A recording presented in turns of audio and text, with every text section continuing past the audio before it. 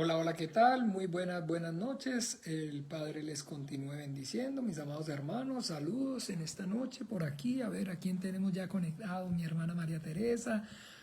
Hola, hola, ¿qué tal? Mi hermana María Teresa.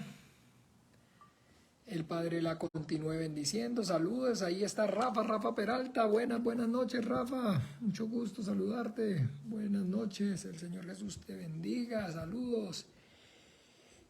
Y bueno, aquí vamos entonces, mi hermana Ani, mi hermano Gastón, ¿qué tal? Muy buenas noches, el Señor Jesús la bendiga, les bendiga. Lina, hola, ¿qué tal?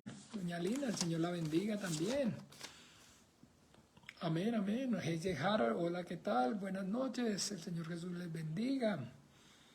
Y bien, aquí estamos entonces agradecidos con el Padre por este tiempo, por juntos nuevamente poder compartir esta vida de fe. Vamos a comenzar entonces este tiempo en oración, vamos a encomendarnos al Padre, a su gracia y a su buena voluntad. Vamos a clamar para que sea Él por medio de esa obra gloriosa, maravillosa de su Santo Espíritu, trayendo la revelación de su voluntad a nuestras vidas. En esta hora nosotros podamos no solamente escuchar, sino además entender y obedecer su dulce voz. Que el Padre se manifieste con medio de esta su palabra escrita en nuestras vidas y nos capacite y nos ayude para que podamos entonces conocerlo mejor y vivir para su gloria. Amén, amén.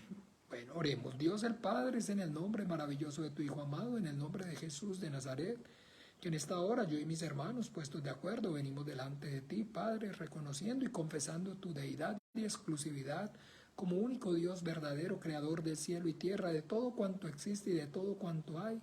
Y también, Padre nuestro, para reconocer y confesar a tu Hijo Jesús el Cristo, al que enviaste a este mundo, como único, suficiente Señor y Salvador de nuestras almas, para manifestar, Padre nuestro, que ha sido únicamente y es por medio de la fe que nos diste en él, nos has dado en Él como único Señor, suficiente Salvador de nuestras almas, en la obra perfecta que Él hizo en la cruz, la sangre maravillosa que Él derramó allí para el perdón de nuestros pecados, por medio de la cual hoy podemos, Señor, venir y tener esta comunión contigo y decirte, Abba, Abba Padre, Padre nuestro. Te damos gracias, Dios de los vivos, por esta salvación tan grande. Te alabamos y te bendecimos en el nombre maravilloso de Jesús de Nazaret. Padre, también anhelamos y deseamos en esta hora que seas tú manifestándote por medio de la palabra escrita en nuestras vidas, obrando con tu Espíritu Santo, Señor, dándonos la sabiduría, el conocimiento, el poder y la revelación de tu bendita, gloriosa, maravillosa y siempre viva palabra. Que tu palabra viva y eficaz corra y produzca la vida para la cual tú la has enviado, Padre nuestro. Te pedimos que las tinieblas retrocedan, que las obras del diablo sean reprendidas, sean deshechas, que todo velo, que todo el entenebrecimiento del entendimiento sea quitado, que seas tú, Señor, capacitándonos, instruyéndonos por medio de esta tu palabra viva y eficaz, para que nosotros seamos esos instrumentos, esos vasos preciosos, Señor, en tus manos, que den y manifiesten, Señor, la vida y la obra de tu Hijo Jesucristo resucitado, Señor, en nosotros y a través de nosotros. Padre, te lo pedimos y a tu gracia, Dios bendito, a tu buena voluntad nos encomendamos y en el nombre maravilloso de Jesús oramos, te damos gracias. Amén, amén. Ahí está mi hermana Roxana, también Ana Zúñiga, el Señor Jesús te bendiga más, saludos. Y bien, mis amados hermanos, bueno, continuamos con este estudio sistemático de la carta a los Efesios, continuamos bien, hemos ido bien, gracias al Padre, pues avanzando y ya prácticamente estamos en la recta final. Ya Dios primero, la próxima semana vamos a ver, digamos, los 5 componentes como tal de la armadura de Dios y pues ya con eso concluimos el libro entero, la cartica entera a los Efesios y ha sido pues muchísima bendición. El Señor bueno, pues es la primera vez de alguna manera que pues tan juicioso, tan de verdad versículo por versículo. Ya lo habíamos hecho con la carta a los romanos, habíamos hecho ese estudio sistemático, pero fue, digamos, que les dijera yo, un poco más general. No así como tan así como gracias al Señor que sí ha sido bueno. De verdad que sí, muy bueno. El Señor misericordioso pues nos ha dado, digamos, sabiduría y conocimiento y revelación suyo y a través de su palabra. Y de verdad que debemos como iglesia estar también agradecidos con el Señor y no solamente agradecidos, sino también ser conscientes de que El Señor está diciendo que al que más se le da también más se le mandará. Y bueno, el Señor nos ha estado, como les digo, capacitando y nos está en su misericordia dando entendimiento acerca de Él y de su voluntad. Y bueno, con el ánimo pues de que nos esforcemos por madurar y crecer espiritualmente y comencemos a dar esos frutos de justicia y podamos también glorificarlo y podemos ser esos vasos, esos instrumentos que usa ya ahora sí con poder y gloria, conociendo y entendiendo mejor, cada vez mejor su voluntad. Bueno, mis amados hermanos, sin más dilación, bueno, vamos a los versículos que vamos a desarrollar, que son el 12 y el 13 del capítulo 6. Dice: porque no tenemos lucha contra carne ni sangre, sino contra principados, contra potestades, contra los gobernadores de las tinieblas de este siglo, contra huestes espirituales de maldad en las regiones celestes. Por tanto, tomad toda la armadura de Dios para que podáis resistir en el día malo, y habiendo acabado todo, estar firmes. Bueno, esta mañana vimos los versículos 10 y 11, a donde se nos está exhortando por medio del apóstol Pablo, el Espíritu Santo a través de la vasija pues de nuestro amado hermano Pablo nos está exhortando para que nos fortalezcamos en el Señor y en la fuerza de su poder, porque es importante entender de que si el Señor no es el que edifica la casa, en vano trabajan los que la construyen. Porque el Señor está diciendo, no es con espadas, no es con ejércitos, mas es con mi Santo Espíritu. ¿Ve?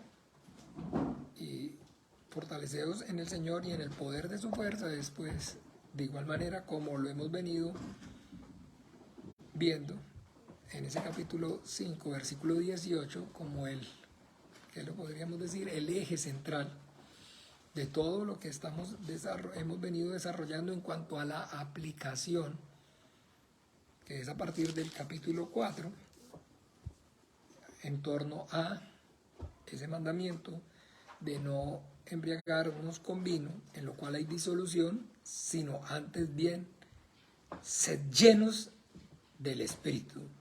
Sed llenos del Espíritu. Ese es el mandamiento. Ese es el mandamiento, sed llenos del Espíritu, para que ese propósito maravilloso en el cual hoy como iglesia, como creyentes nos encontramos, la mayoría, que es el proceso de la santificación, se pueda llevar a cabo, se cumpla.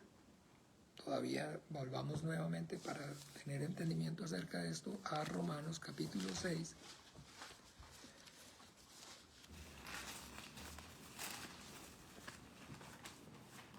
Capítulo 6.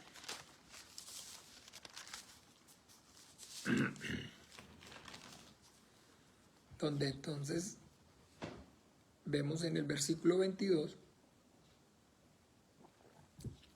no se nos olvida, mas ahora que habéis sido librados del pecado y hechos siervos de Dios, tenéis por vuestro fruto la santificación y como fin la vida eterna.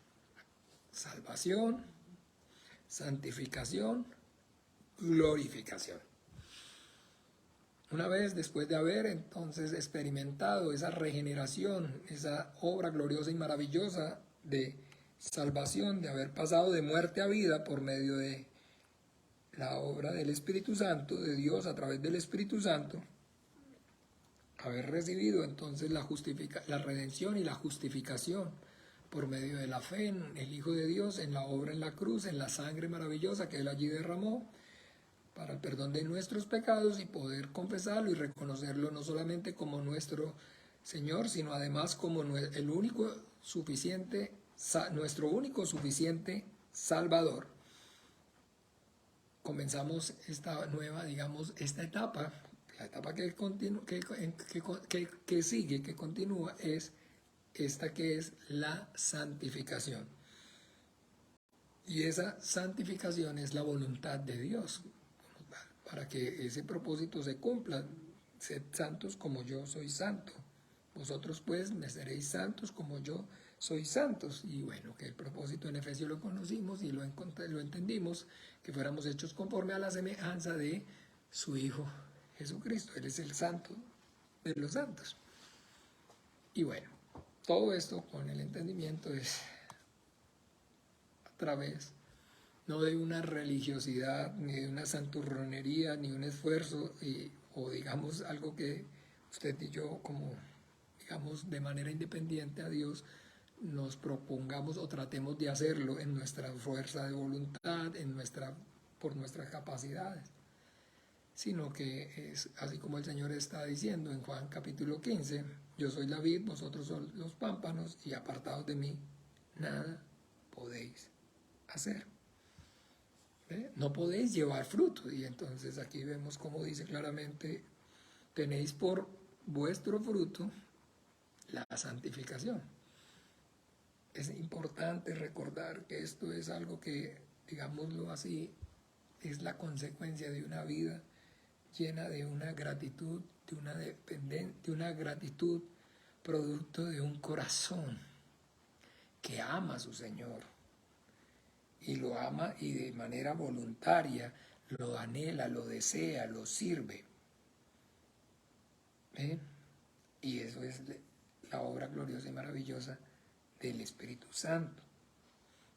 Repito, no es de manera entonces separada de la fuerza y del poder de Dios. Por eso el que se gloríese en el Señor, porque Él es el que produce tanto en vosotros el querer como el hacer por su buena voluntad, sabiendo esto, estando persuadidos que el que comenzó en vosotros la buena obra la perfeccionará hasta el día de Cristo Jesús, porque por Él, para Él y a Él sea la gloria.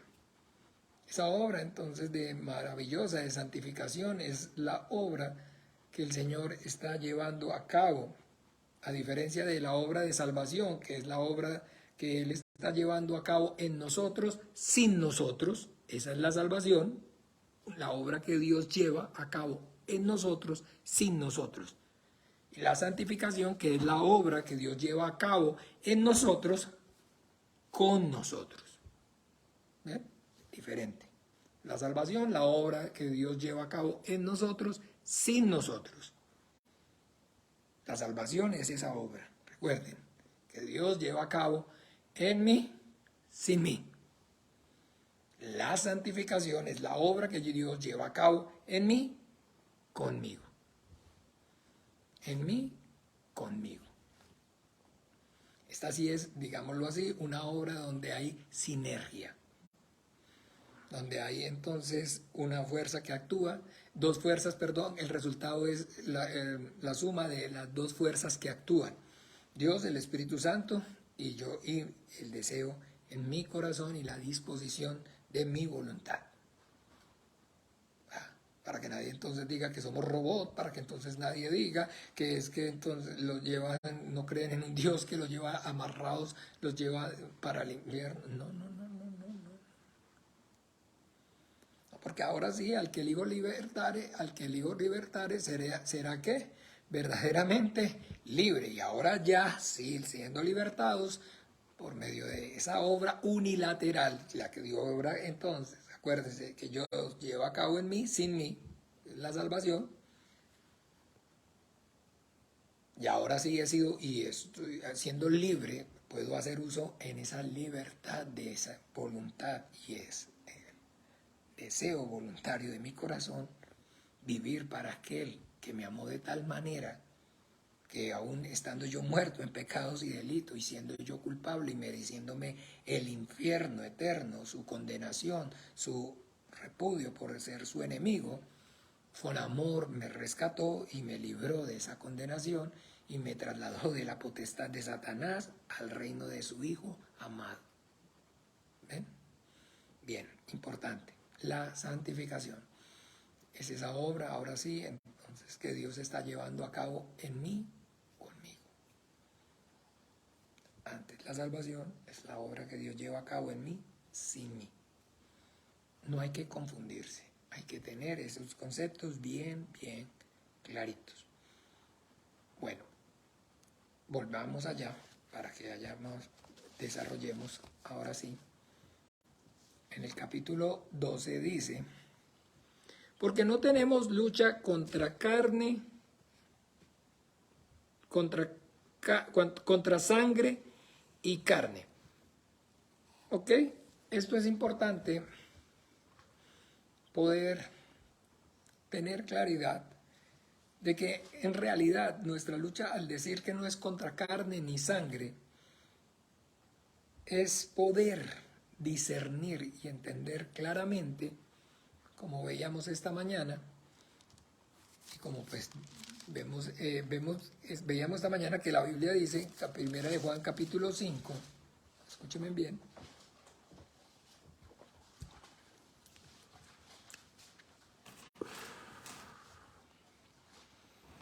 capítulo 5, versículo 19.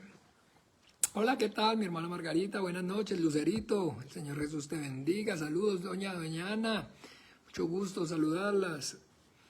Primera de Juan, capítulo 5, dice claramente, versículo 19, sabemos que somos de Dios y el mundo entero está bajo el maligno.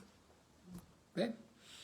Poder para que seamos entonces misericordiosos, como Él es misericordioso, discernir de que finalmente el hombre, como tal, nuestro prójimo, es simplemente, digámoslo así, en cierta forma, en el sentido correcto de la palabra, un esclavo de Satanás por su propia voluntad, pero está esclavizado por su propia voluntad. Es importante ese detallito, ¿ah? Por su propia voluntad. Es esclavo del diablo y deseó desde el principio pues ser su esclavo.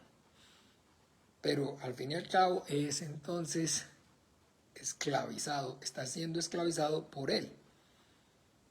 Y poder tener ese discernimiento, escúchenme bien, para poder, pues digámoslo así, no dejar de tener misericordia y compasión.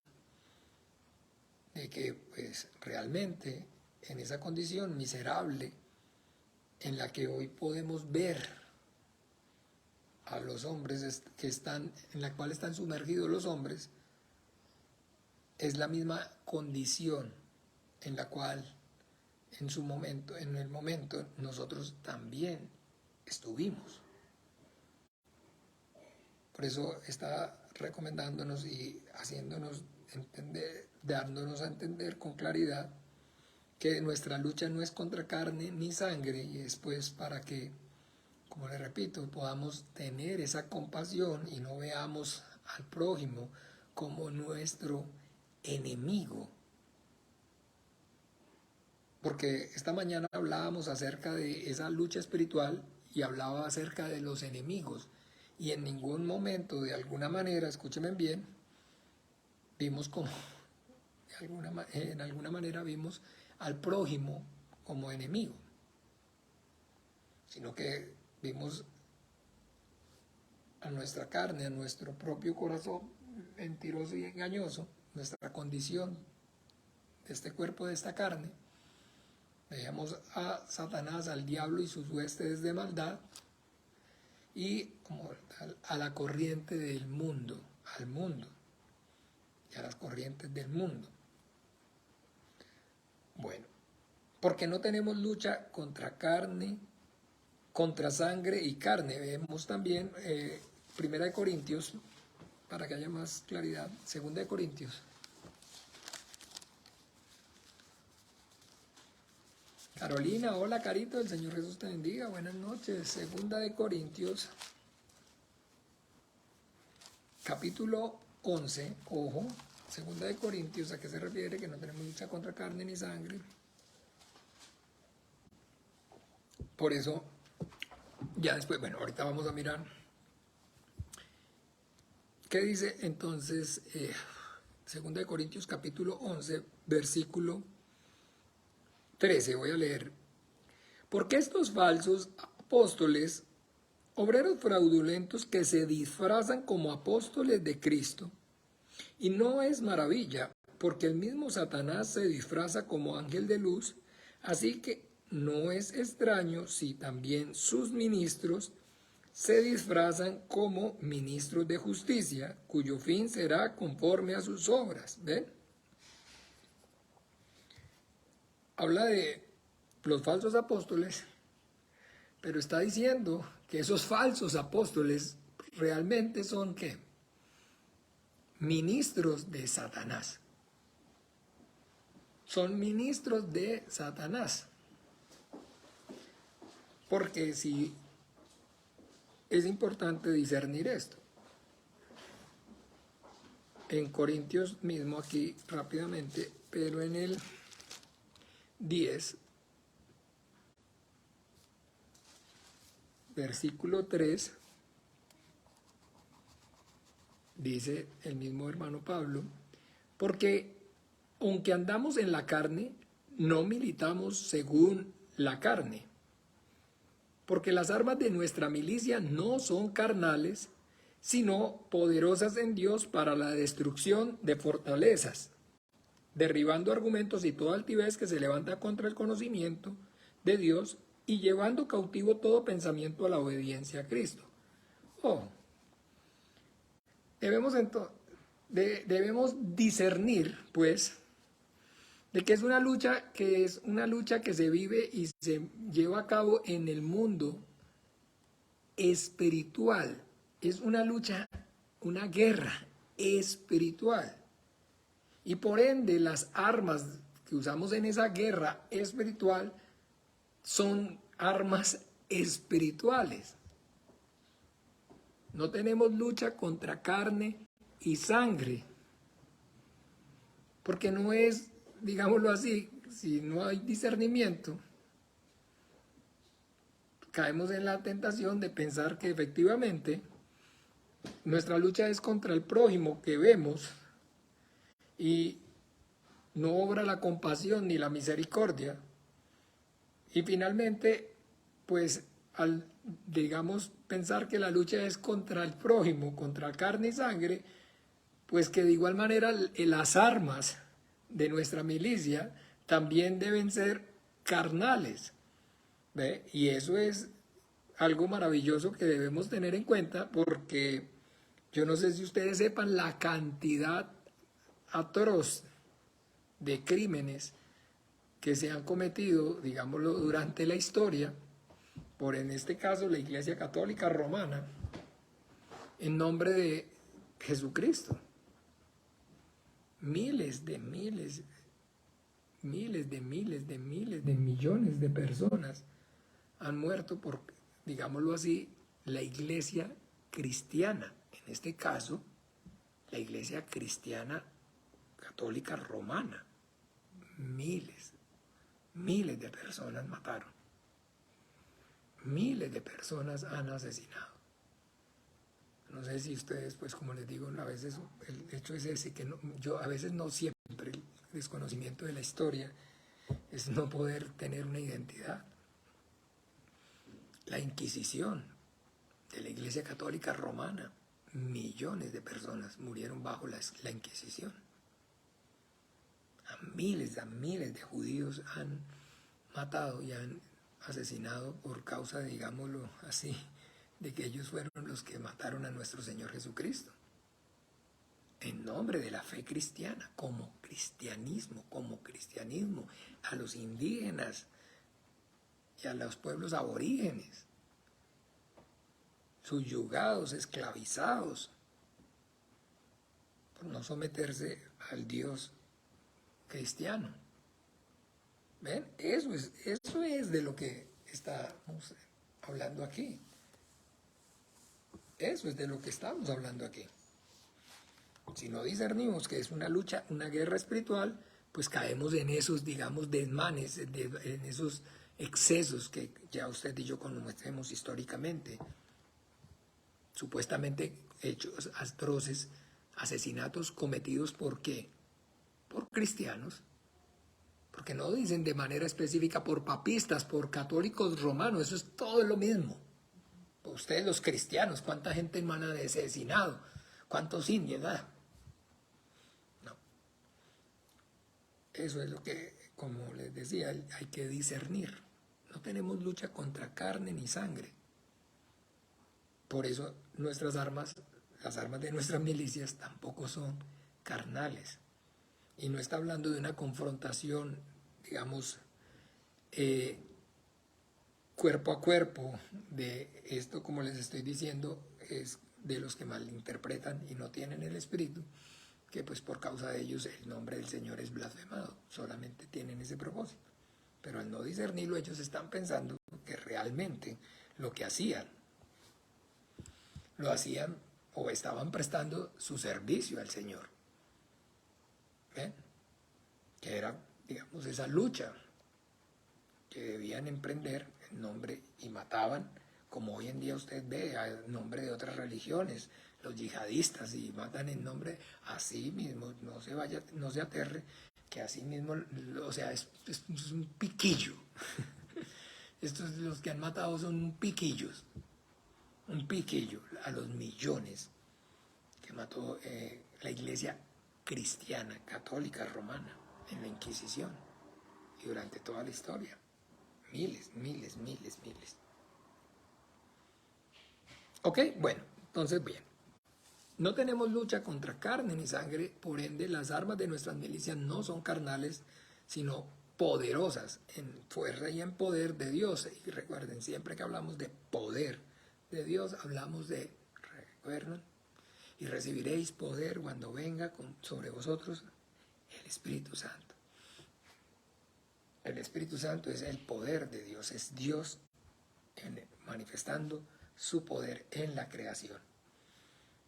Bueno, volviendo allá, nos dice, sino que, ¿contra quién es nuestra lucha? Entonces dice, sino contra principados, potestades, gobernadores de las tinieblas y huestes espirituales de maldad en las regiones celestes. Está aquí dándonos un panorama acerca de cómo ese, digamos, reino de las tinieblas está estructurado. Es un ejército bien, bien estructurado. Se dan cuenta que tiene como jerarquías. Están los principados, están las potestades, están los gobernadores y están las huestes. Tienen sus niveles de jerarquía, están bien organizados, es un ejército en todo el sentido de la palabra, bien, bien, bien estructurado. Y conforme, digámoslo así, es el ataque y conforme es, digamos, la misión que están cumpliendo, entonces de esa igual manera está, digamos, la jerarquía que, digamos, corresponde de acuerdo a, en este caso, la lucha que se esté librando. Así que es, y nos está dando el Señor aquí entendimiento, como les decía, de que están bien organizados. Están bien, bien, bien organizados, tienen sus jerarquías, tienen sus niveles de maldad, sus niveles de, digámoslo así, cómo operan por, digamos, territorios, países, ciudades, barrios. Todo es, digamos, bien estructurado dentro de ese mundo espiritual. Y dice que están donde, en las regiones celestes. ¿A qué llama las regiones celestes? Aquí mismo, en el capítulo 2, volvamos un momento en Efesios.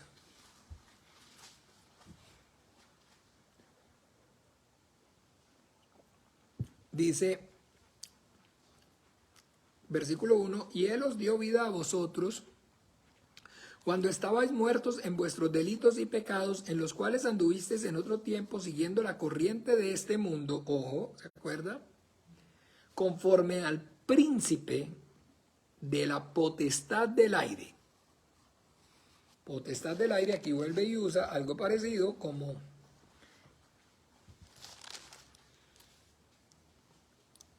lo llama regiones celestes. ¿A qué es o de qué está entonces hablando aquí? Es a la esfera donde esa huestes de maldad, el diablo y sus demonios, tienen gobierno, autoridad. Es el reino de las tinieblas. Y que ese reino de las tinieblas está separado del reino de Dios, del reino de los cielos. Y su autoridad está confinada. Recuerden, es Dios mismo, escuchen bien, no se nos puede olvidar. Yo a veces, pues, digamos, pienso que a estas alturas prácticamente casi que todos tenemos el entendimiento con respecto a, como dice la Biblia, Salmo 119, vamos allí.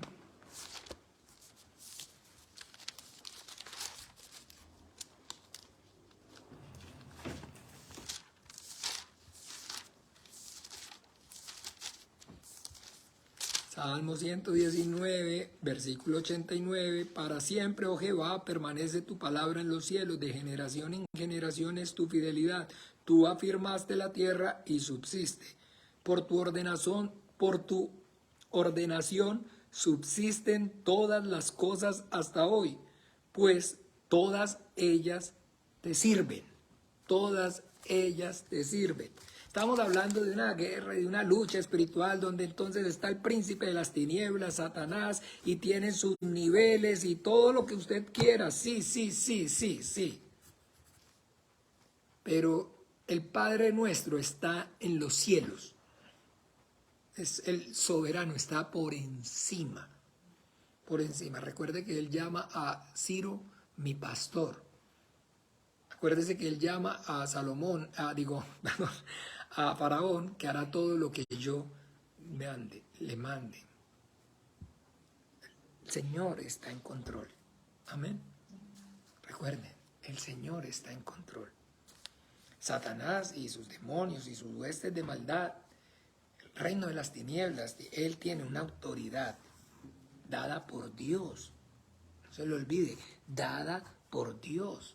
Dada por Dios. ¿Recuerda?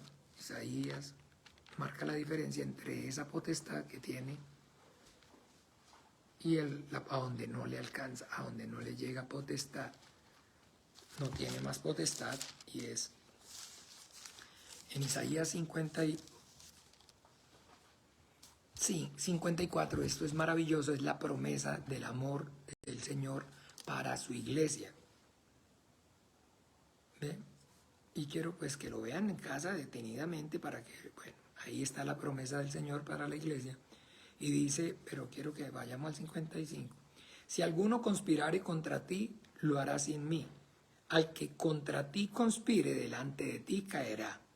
He aquí yo hice al herrero que sopla las ascuas en el fuego y que saca la herramienta para su obra. Y yo he creado al destructor para destruir. Ninguna arma forjada contra ti prosperará, y condenarás toda lengua que se levante contra ti en juicio.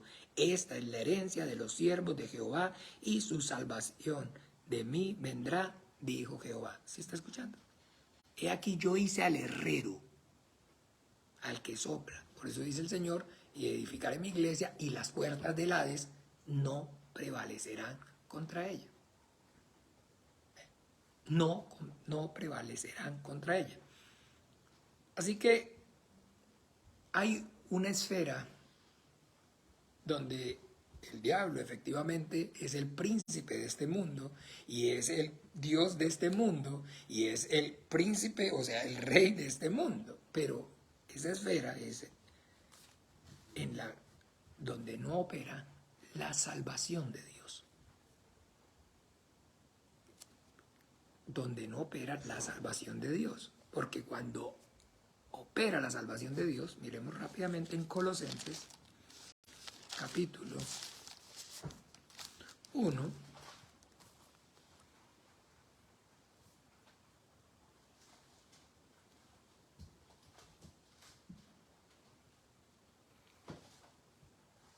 capítulo 1, versículo... bueno, aquí tengo todavía 12. Con gozo dando gracias al Padre que nos hizo aptos para participar de la herencia de los santos en luz, el cual nos ha librado de la potestad de las tinieblas y trasladado al reino de su Hijo, de su amado Hijo, en quien tenemos redención por su sangre, el perdón de los pecados. Ve que cambiamos de esfera, de las tinieblas. El diablo tiene potestad en las tinieblas, es el príncipe de este mundo, de los muertos. Porque Dios no es Dios de muertos, sino Dios de vivos. Ok, perfecto. Entonces, pero el reino de Dios, el reino de Cristo, el reino de la luz, no tiene entonces la autoridad. No gobierna. Por eso cuando les decía a los cristianos que dicen, ¿quién es el rey? ¿Quién es el rey? Y entonces dicen, si es Satanás, es el rey. No, el rey, mi rey es Jesucristo. Nuestro rey reina con poder, está a la diestra de Dios y reina con autoridad. Toda potestad me es dada en los cielos y en la tierra. Satanás es el rey y tiene autoridad sobre los muertos. Sobre los muertos, o sea, los que no han experimentado esa regeneración, no han recibido ese nuevo nacimiento por la gracia y la salvación de Dios. Ese es. Pero, por supuesto, ese reino de las tinieblas está atacando al reino de los cielos. Esa es la lucha, ese es el conflicto. Sin embargo, pues ya, como les decía, nosotros pues entendemos, el Señor Jesucristo dijo, no estamos peleando, sino en el Cristo somos más que vencedores. No estamos peleando para hacer si ganamos, sino que ya realmente nuestro Señor Jesucristo ha vencido, ha ganado. Ha vencido, ha ganado. Ay, pero ¿y entonces para qué? ¿Para qué nos deja? ¿Para qué? ¿Se acuerdan que ya... Pero otra vez, si quieren ver un versículo para que haya más entendimiento de por qué el Señor permite eso, vamos a mirar un momento en Josué.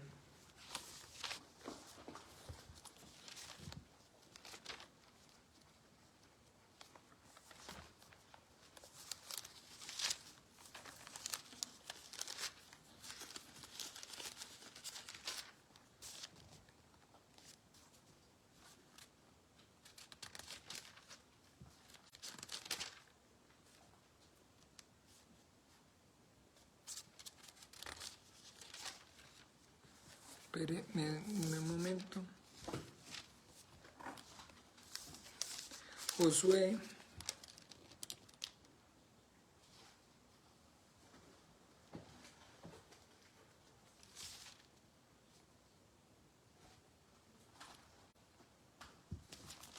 Espérenme, denme un segundito que no lo tengo. Aquí graba...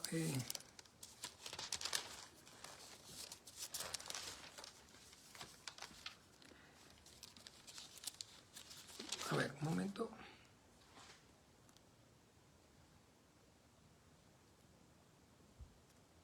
Me perdí esa escritura, discúlpeme. Josué, ya se lo había explicado, pero...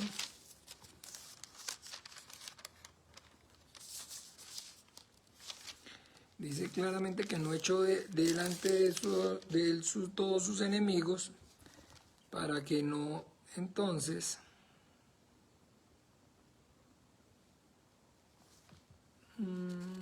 pero por favor, hay otra.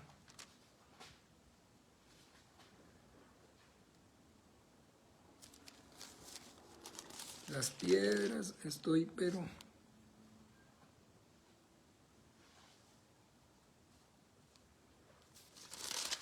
Permítame un minuto. Si estoy confundido con Josué, con Jueces, para que...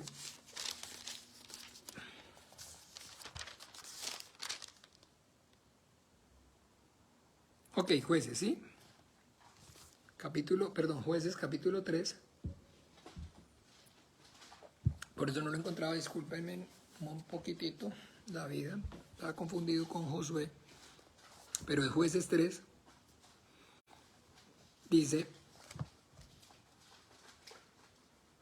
estas cosas, estas pues son las naciones que dejó Jehová para probar con ellas a Israel, a todos aquellos que no habían conocido todas las guerras de Canaán, solamente para que el linaje de los hijos de Israel conociese la guerra, para que la enseñasen a los que antes no la habían conocido. Las cinco príncipes de los filisteos, todos los cananeos, los sidonios, los heveos y los que habitan en el monte del Líbano, desde el monte de Baal Hermón hasta llegar a Hamat, y fueron para probar con ellos a Israel, para saber si obedecerían a los mandamientos de Jehová que él le había dado a sus padres por mano de Moisés. Porque al igual que el oro, vuestra fe es más preciosa que el oro, debe ser ¿qué? Probada. Ahora sí está entendiendo el propósito. Es porque las luchas que usted y yo tenemos son esas pruebas, es para que tengamos, no Dios, sino usted y yo tengamos la certeza de nuestra salvación, de que nuestra fe verdaderamente ha sido y es dada y guardada por el que nos la, dada por Dios y guardada por el que nos la dio. Esto es para que, ¿por qué? Entonces, ¿para qué permite? Ven, aquí ya están entrando y dice que dejó unas naciones y para que conocieran ¿qué? La guerra. Para que conocieran entonces la lucha y para que por medio de ella entonces esa fe suya fuera, esa nuestra fe fuera probada, para ver si verdaderamente entonces de corazón sincero, con disposición de corazón, hay gratitud para obedecer al Señor, amar al Señor, no importando las circunstancias, no importando la lucha, no importando la prueba, y pues manifestar ese amor bíblico que es, ¿se acuerdan cuál es la característica del amor? El amor es ¿qué? Sufrido. Y que no hay nada más glorioso y maravilloso que sufrir por un amor verdadero.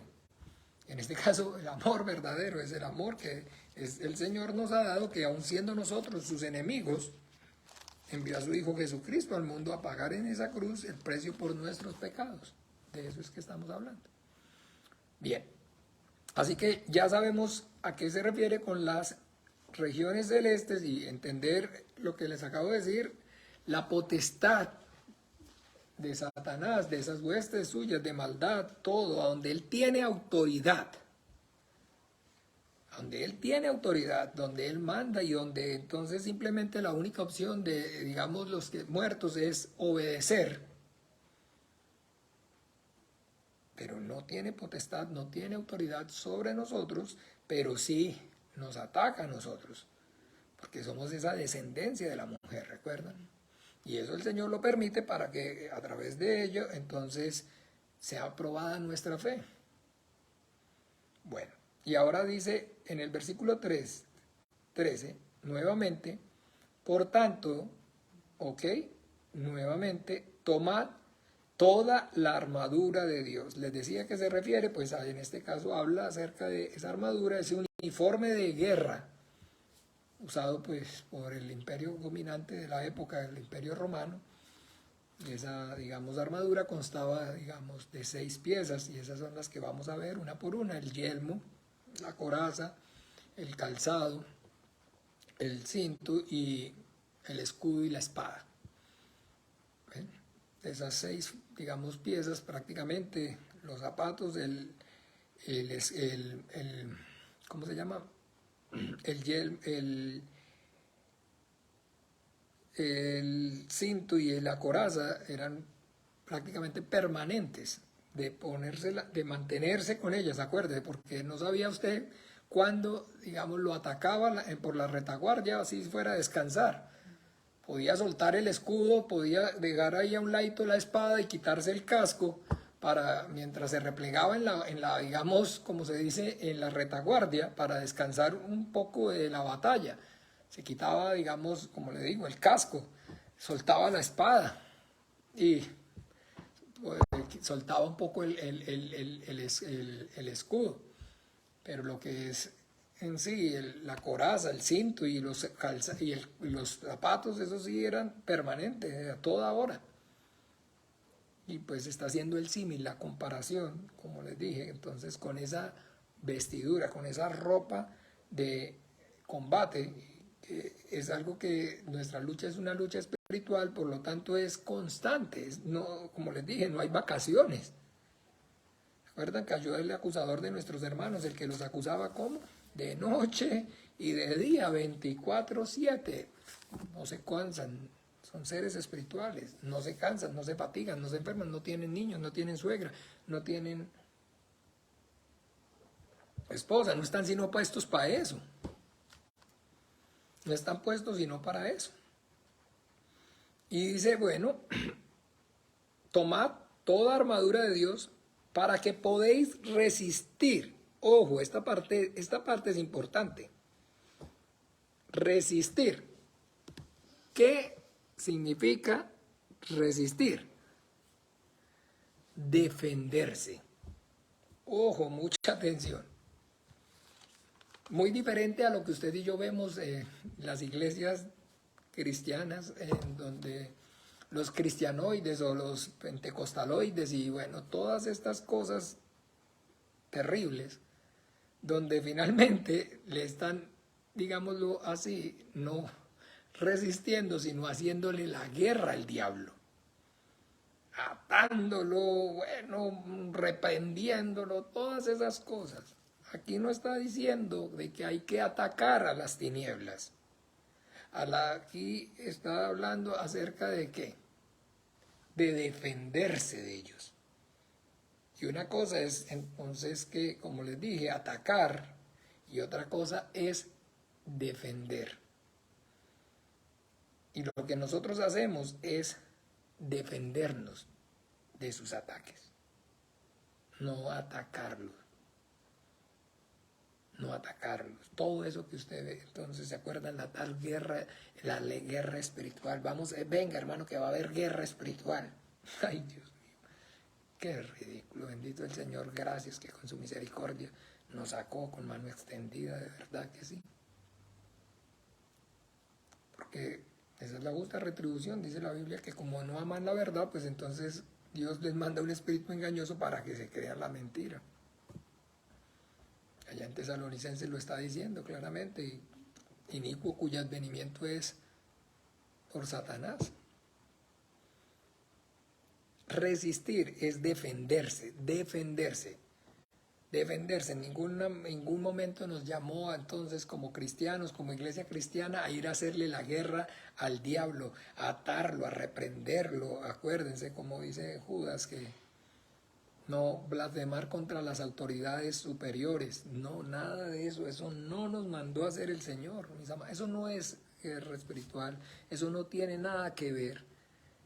La guerra en este caso es, la lucha es ellos contra nosotros, no estamos, sino como dice aquí, resistiéndolos, no atacándolos.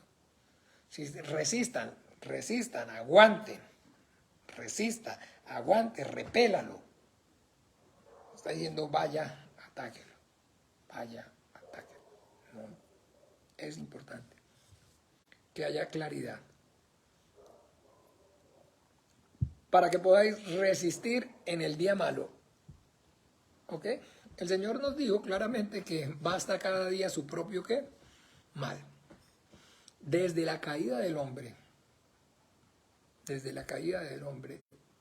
al momento mismo de la caída del hombre, eso lo podemos ver el día que el Satanás tienta a la mujer, engaña a la mujer y tienta a la mujer para que coma y el hombre desobedezca al Señor y obedezca a la mujer. Eso es lo que usted y yo podemos conocer, entender como el día malo. Es el momento de la tentación. Es en el momento de la tentación. A nuestro Señor Jesucristo dice, lleno del Espíritu Santo, fue llevado por el Espíritu al desierto para hacer ¿qué? Tentado por el diablo. Y estando allí lo tentó y después se alejó de él por un tiempo. Pedro, Satanás ha pedido para zarandearos como a trigo. Llegó el día malo, pero yo he rogado por ti para que tu fe no falte y una vez vuelto confirmes a tus hermanos. todos los días, todos los días, todos los días a partir de la caída son malos, son tiempos malos, son tiempos difíciles donde nuestro adversario el diablo anda como león rugiente buscando a quien devorar. Y ese día malo al que hace referencia es el día, en el día que vamos a ser tentados. Por eso oramos en él. No nos dejes caer en la tentación, líbranos del mal. ¿Se acuerdan? En el Padre nuestro, no nos dejes caer en la tentación, líbranos del mal. Digamos, en el día malo no está, digamos, hablando del día del Señor o del día del juicio, no, está refiriéndose al momento donde entonces viene el ataque de parte de las tinieblas. En el momento que, digamos, lo que están fraguando y lo que están planeando, digámoslo así, ¡fra!, se manifiesta. El día de la prueba, en el momento de la prueba. ¿Ven? A eso es que, y lo que hay que hacer es defendernos. Y habiendo acabado todo, habiendo acabado ¿qué? Habiendo pasado la tentación, estar ¿qué? Firmes. Porque el Señor, aquí es maravilloso que entendamos, está claramente dándonos entendimiento acerca de que la victoria está ya asegurada, porque no nos ha venido ninguna entonces tentación que no podamos soportar, sino que junto con la tentación el Señor también nos va a dar ¿qué? La salida. Porque todo lo puedo en Cristo que me fortalece, porque en Cristo somos más que vencedores, porque mayor es el que está en vosotros que el que está en el mundo. Y está firmemente aquí de manera maravillosa diciendo que efectivamente después de que pase la tentación vamos a poder permanecer ¿qué? Firmes. Porque el Señor nos está manifestando claramente que como creyentes no quiere decir que no caigamos, pero lo que nos está dejando claro la Biblia es que no vamos a caer para siempre. No va a caer para siempre, que las puertas del Hades no prevalecerán contra ella. No quiere decir que no por un momento pueda, digámoslo así, pareciera que lo tiene doblegado y lo ha tenido, digamos, ya como lo venció, pero aún de ahí el Señor siempre lo va a levantar. Habiendo acabado todo, estar firmes. Volver a esa, digamos, posición de victoria. Es importante tener claridad con respecto a ello. ¿Ven? Que es una lucha, es una guerra, sí, claramente. Pero el Señor dijo claramente que mía es la victoria, mía es la venganza. Que yo soy el que peleo vuestras guerras, yo soy el que peleo vuestras batallas. Que si pasares por el fuego, la llama no ardirá en ti, y si por las aguas, estas no te anegarán. Pero va a pasar por el fuego, sí, pero tranquilo. No se preocupe, no se va a quemar. Va a venir con las corrientes del agua, sí, pero no se va a ahogar. Porque la salvación pertenece a nuestro Dios. Así como clamó Jonás desde el vientre de la ballena, ¿se acuerdan? Jonás capítulo 6. Capítulo 6, perdón, 2.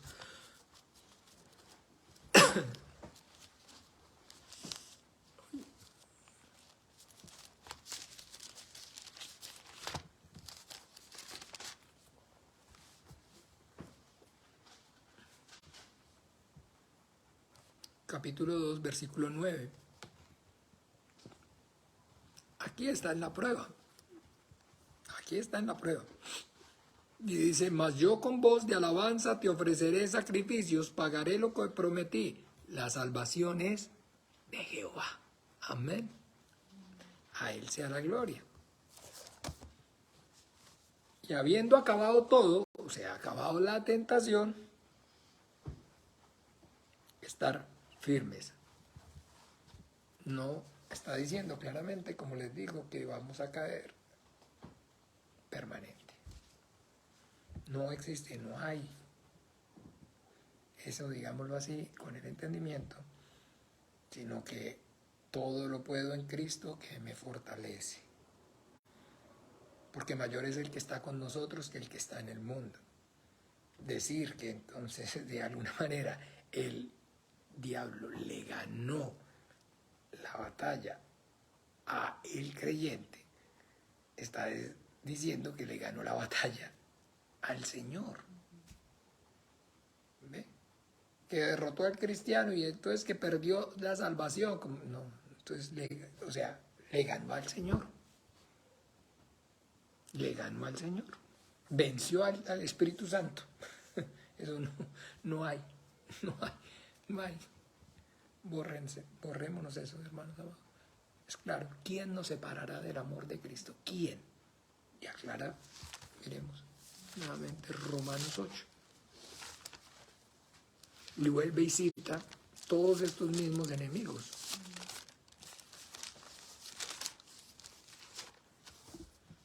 Capítulo 8, versículo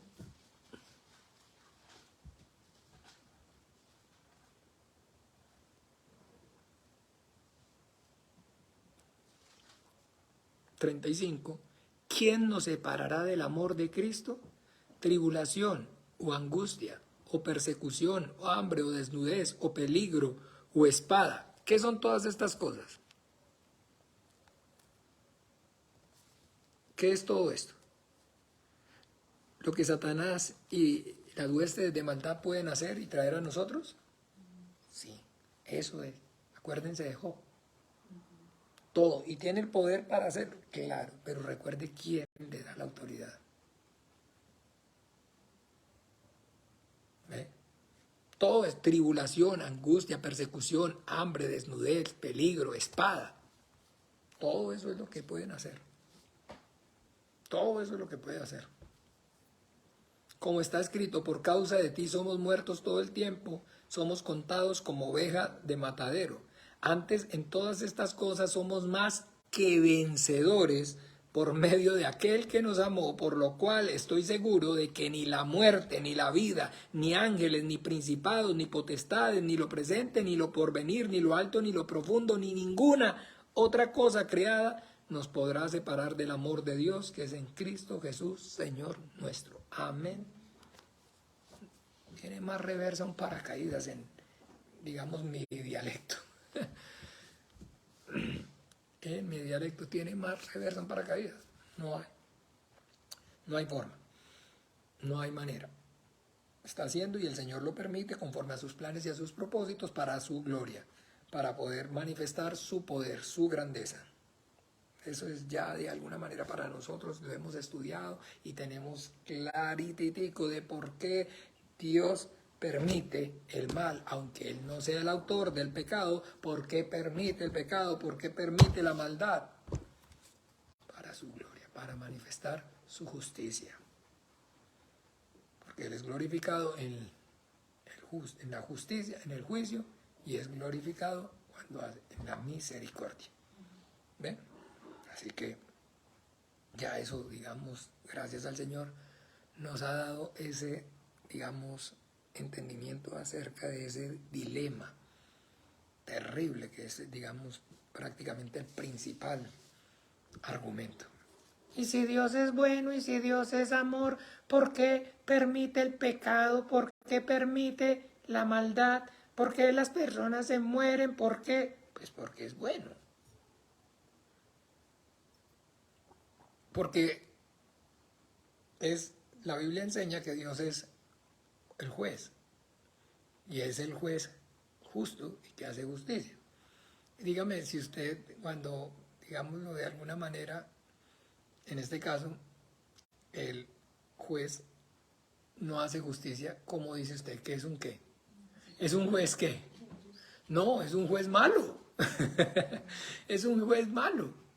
Pero el juez que hace justicia es un juez ¿qué? Bueno.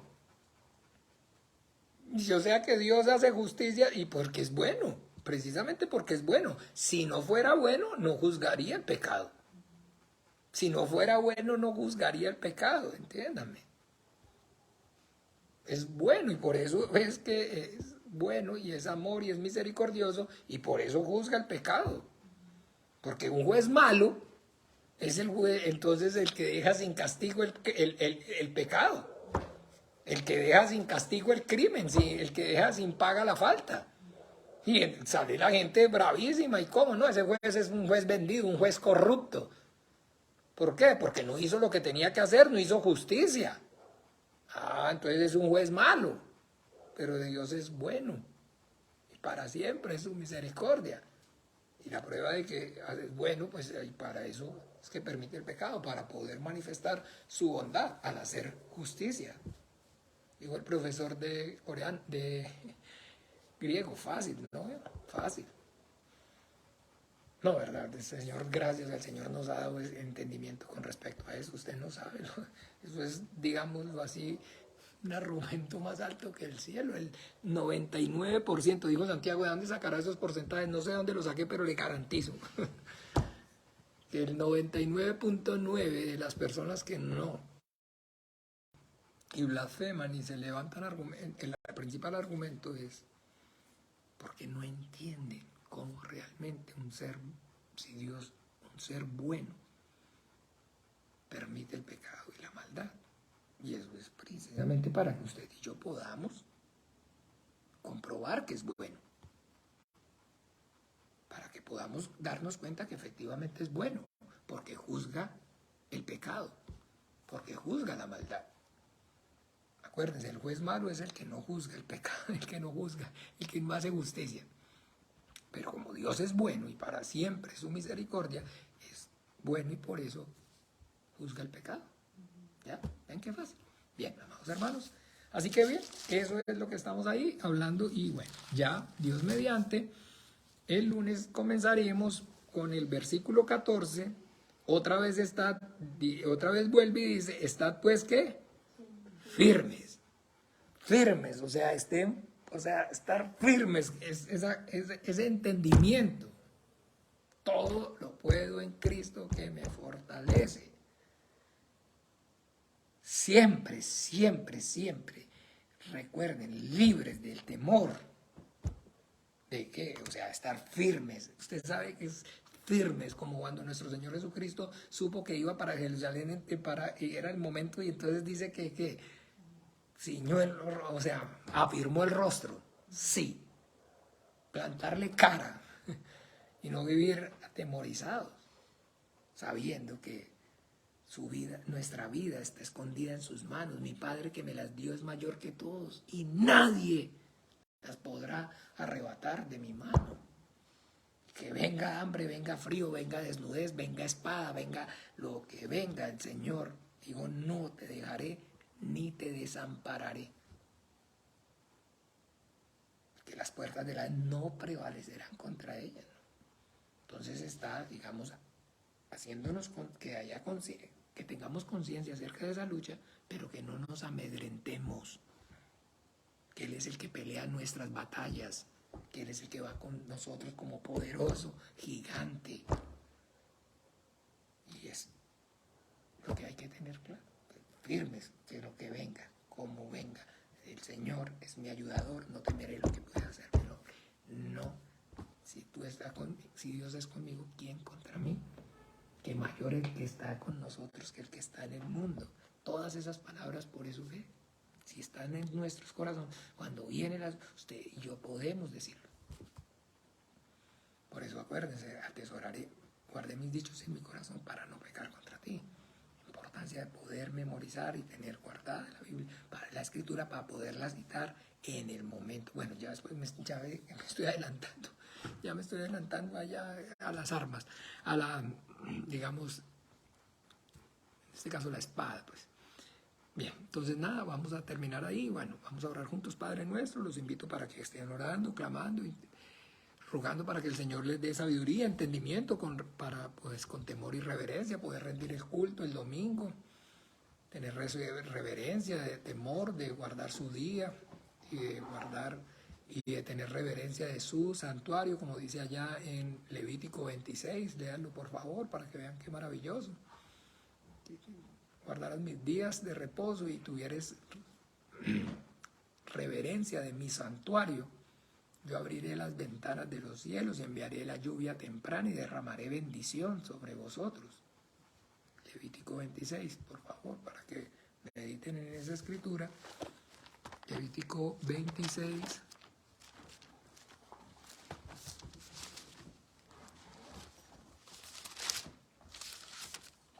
¿Sí? Capítulo 1 en adelante. Bendiciones de la obediencia. Y vean el 2, guardad mis días de reposo y tener reverencia de mi santuario. ¿De acuerdo? No celular, no tomen fresco, no lleguen tarde. Hay que tener reverencia. Ese lugar es el santuario, ahí donde nos congregamos. Está prometiendo su bendición. ¿Ven? Eso es, que el Señor nos ayude para que tengamos esa victoria. El día del Señor, guardemos su día de reposo, el día que Él estableció para que nos congregáramos a celebrar la resurrección de su Hijo Jesucristo y la nuestra.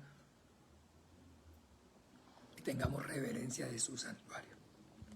Padre nuestro que estás en los cielos, santificado sea tu nombre. Venga tu reino, hágase tu voluntad como en el cielo, así también en la tierra. El pan nuestro de cada día, dánoslo hoy. Perdona nuestras deudas como también nosotros perdonamos a nuestros deudores. No nos metas en tentación, mas líbranos del mal. Porque tuyo es el reino y el poder, la gloria por todos los siglos. Amén y amén. Bueno, una muy feliz noche. Que el Señor Jesús los bendiga y los ayude. Chao, chao.